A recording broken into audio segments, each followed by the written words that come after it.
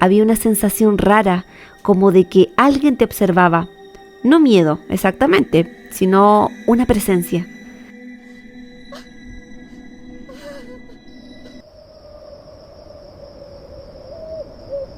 Donde termina la luz, comienza la noche alquina paranormal. Hola, buenas noches, auditores del programa La Noche Alquina Paranormal. No suelo contar estas cosas, pero cuando los escucho hablar de las historias del Valle, del colegio antiguo de Vicuña y del internado, se me aprieta el pecho, porque yo viví ahí. Yo estudié en el Liceo Carlos Roberto Mondaca Cortés, a mediados de los 90. Venía del interior del Valle de Elqui, en un pueblito más arriba, y como no tenía cómo viajar todos los días, me quedé en el internado. Ese lugar tenía algo, no sabría explicarlo con palabras exactas. De día era alegre, con los gritos, las risas, el bullicio de todas nosotras, las tías caminando apuradas, las filas en el comedor, el sonido de los platos. Pero en la noche, el internado cambiaba. Yo tenía 15 años, igual que la mayoría de mis compañeras. Nos dividían por piezas, 4 o 5 por habitación, con literas y frazadas gruesas, porque el frío allá en Vicuña, en invierno, calaba hasta los huesos. A pesar de eso, yo guardo recuerdos muy bonitos. Las tías eran buenas, sobre todo la tía Miriam, que nos dejaba quedarnos conversando un ratito antes del silencio. Era estricta, sí, pero tenía esa ternura de mamá que uno tanto echaba de menos estando lejos de casa. A veces cuando una de nosotras se enfermaba, la tía nos hacía una agüita con manzanilla o nos tapaba sin decir nada. Eran detalles, pero para una niña sola significaban el mundo. Recuerdo también las tardes en que nos sentábamos en el patio a estudiar o a tomar mate. Desde ahí se veía el cerro y cuando el sol bajaba, el cielo se pintaba de ese color rosado tan bonito que tiene el Valle de Elqui. Esos momentos eran los que me hacían olvidar la nostalgia. Pero no todo era tan tranquilo. Con el paso de los meses empezamos a notar cosas raras. Primero fueron ruidos. Pasos en el pasillo cuando ya todas estábamos acostadas, o el sonido de una puerta que se cerraba sola en el segundo piso, aunque sabíamos que no quedaba nadie allí. Una noche, una de las chicas, la Carola, se despertó gritando. Dijo que había sentido que alguien se sentó al borde de su cama. Cuando encendimos la luz, no había nadie. Pensamos que tal vez estaba soñando. Pero al día siguiente, la misma tía Miriam nos dijo que había escuchado pasos en el pasillo y había salido a mirar sin encontrar a nadie. Fue ahí cuando empezamos a hablar de ella, de la niña. Las más antiguas decían que hace años, cuando el internado recién había abierto, había muerto una alumna ahí, una muchachita de unos 15 años, justo a la edad que teníamos nosotras. Dicen que se enfermó de repente de esas fiebres que suben de golpe y que no alcanzaron a llevarla al hospital. Murió en su cama, en una de las piezas del internado. Nadie sabía su nombre con certeza. Algunas decían que se llamaba Elvira, otras María, otras decían que se llamaba Isabel y otras simplemente le decían la niña del internado. Yo no creía mucho en esas cosas, la verdad, pero había noches en que era imposible no sentir algo. Había una sensación rara, como de que alguien te observaba.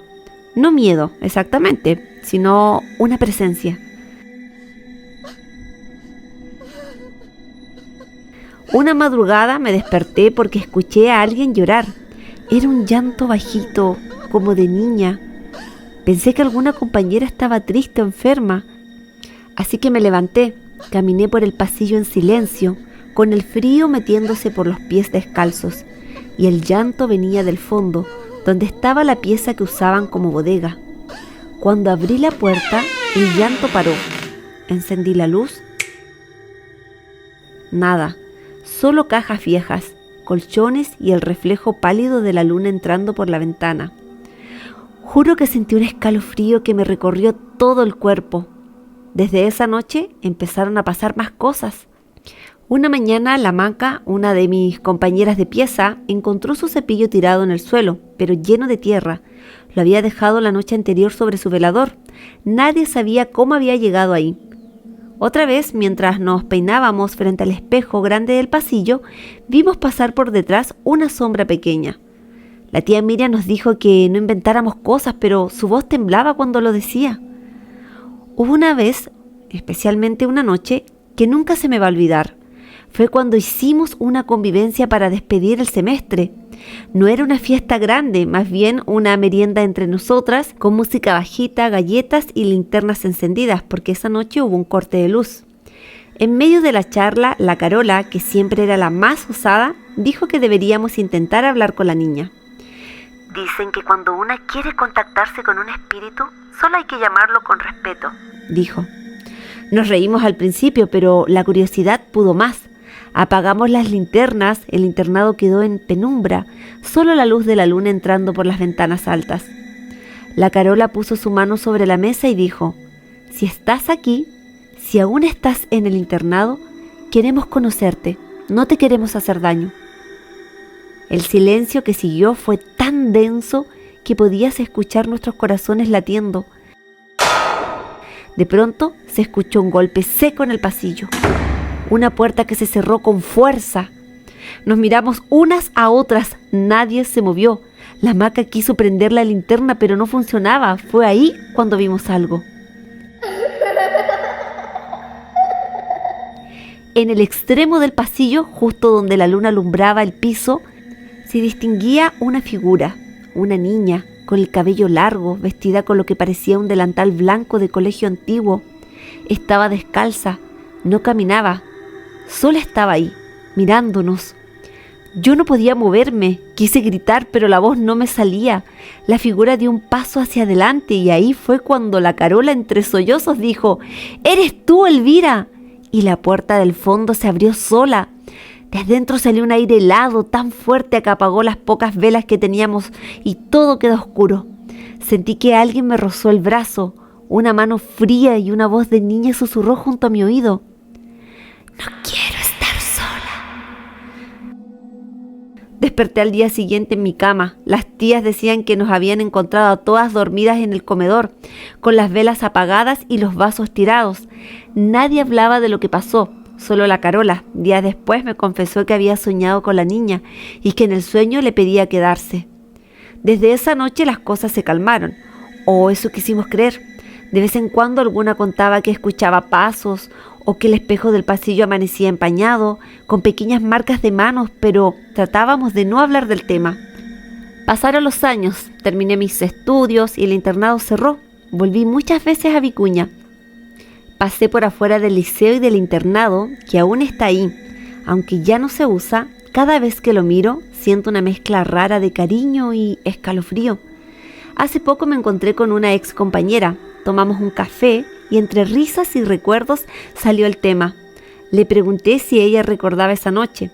Se me quedó mirando, muy seria, y me dijo: «Claro que me acuerdo, y te voy a decir algo que nunca conté. Cuando la puerta se abrió, yo vi que la niña te estaba mirando a ti, no a nosotras». No supe qué responderle, solo me quedé helada. Desde entonces, algunas noches cuando el viento sopla fuerte y escucho algún crujido en mi casa, me parece oír su susurro, su voz, la misma de esa noche, susurrando lo mismo, bajito, muy cerca del oído: «No quiero estar sola». Y ahí es cuando apago la radio, porque siento que si dejo el silencio mucho rato, tal vez me vuelva a contestar. Buenas noches.